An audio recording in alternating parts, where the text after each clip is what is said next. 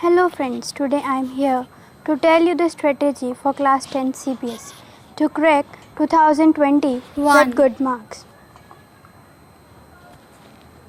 But before starting with the video, please like, share, subscribe and press the bell icon for latest further updates. किसी भी exam को crack करने के लिए आपको क्या करना चाहिए? आपको खुद का टीचर बनना चाहिए और सोचना चाहिए कि एक टीचर क्या सोचता है, कैसे सोचता है जब वो कोई भी पेपर या कोई भी एग्ज़ाम डिज़ाइन करता है। एग्ज़ामिनर हमेशा हर एक बच्चे के लिए सोचता है, चाहे वो इंटेलिजेंट हो या फिर वो वीक स्टूडेंट हो।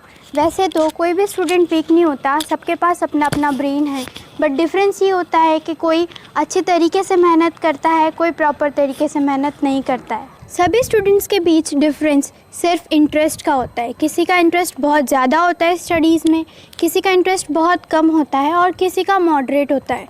जिनका इंटरेस्ट ज़्यादा होता है स्टडी में वो इंटेलिजेंट कहलाते हैं, जिनका मॉडरेट होता है वो ठीक ठाक बच्चे कहलाते हैं और जिनका इंटरेस्ट बिल्कुल नहीं होता स्टडी में वो पुअर बच्चे कहलाते हैं। बट ऐसा नहीं होता है कि उनके पास ब्रेन नहीं है या फिर वो कुछ कर नहीं सकते हैं।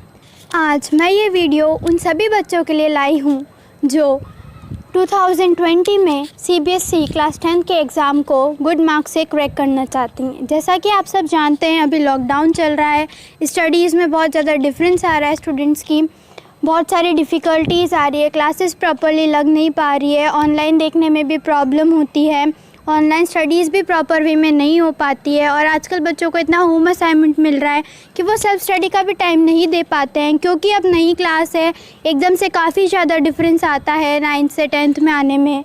तो बच्चों को इतना प्रॉपर गाइडेंस भी नहीं होता है कि वो कैसे उसको पढ़ें या उन्हें क्या करना चाहिए।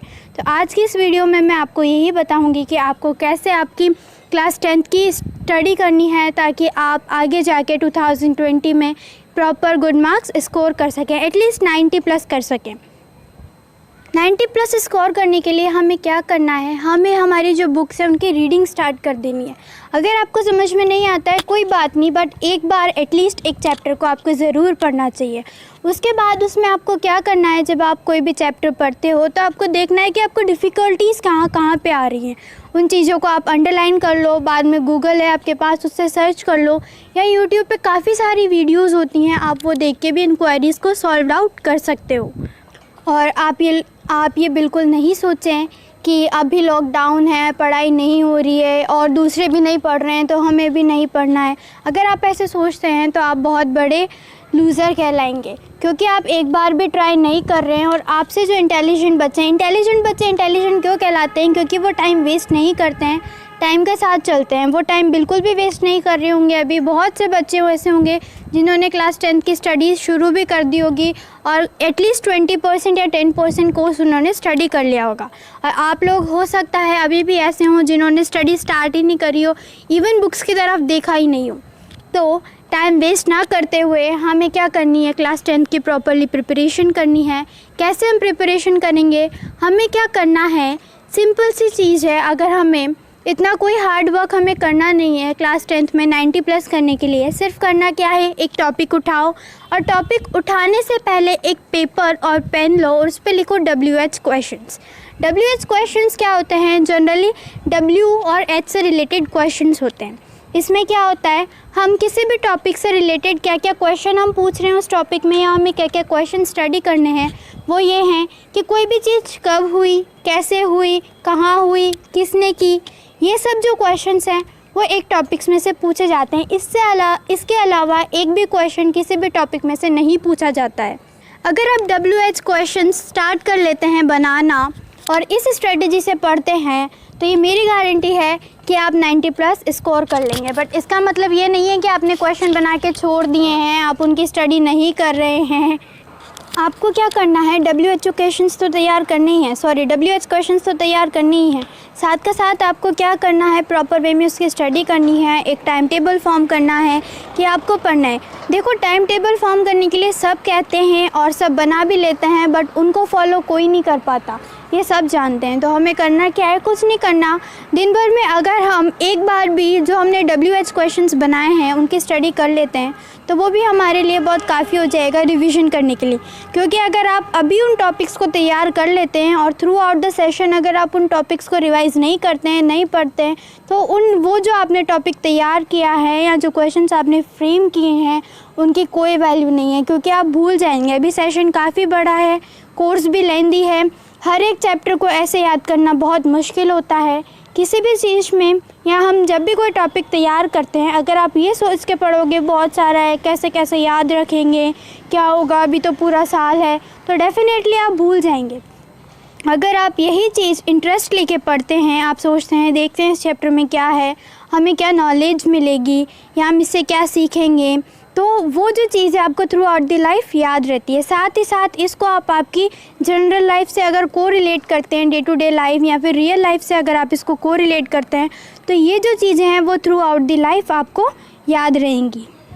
जब भी हम हमारी बुक्स को पढ़ते हैं तो आप लोग एक चीज़ नोटिस करना कि उस बुक्स में क्या होता है, जो आपका मेन टॉपिक है वो बहुत कम होता है और जो जनरल क्वेश्चंस होते हैं वो ज़्यादा होते हैं।